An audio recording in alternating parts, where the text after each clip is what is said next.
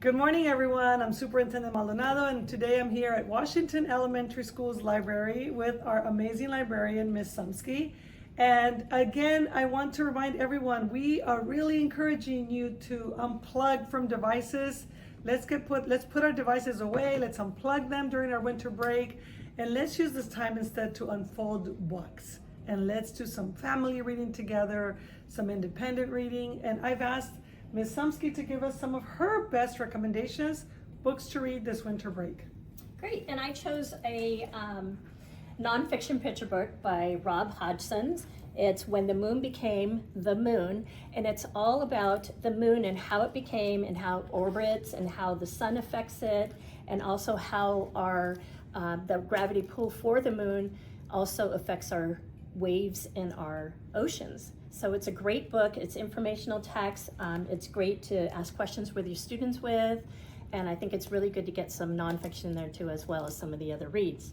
One of the other ones is one of my favorites, of course, Piggy and Gerald.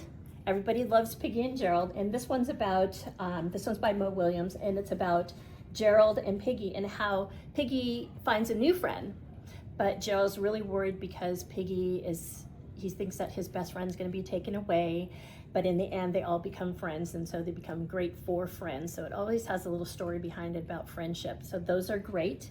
Another one is some of my upper grades love to read this, and I think it's great for students to read and also parents. Who is Taylor Swift? There is also Who is Michael Jordan, and so forth. So it gives biographies about the person who they're talking about, but not only that, it has pictures in it and it has large text. So some students get afraid of reading some of the smaller text, but this here is a great read for students and also for you too. It's informational.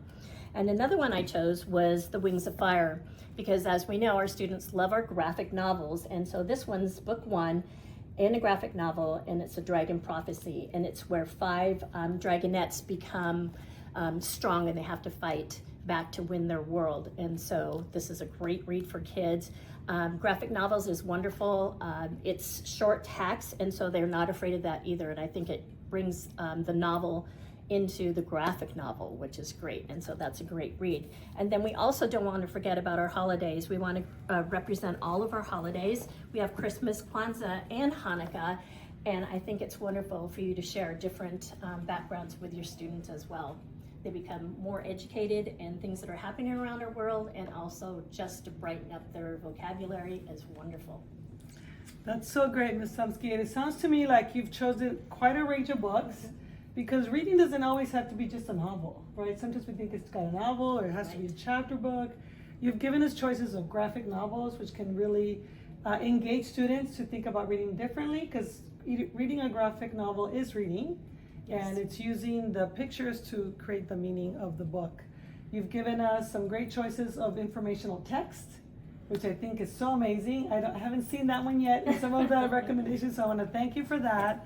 And I just want to remind our families, really think about how you can bring books into your home, ensure you read with students, with your kids, discuss the book, ask them questions, answer their questions, and just really create connection. Have a great winter break, everyone.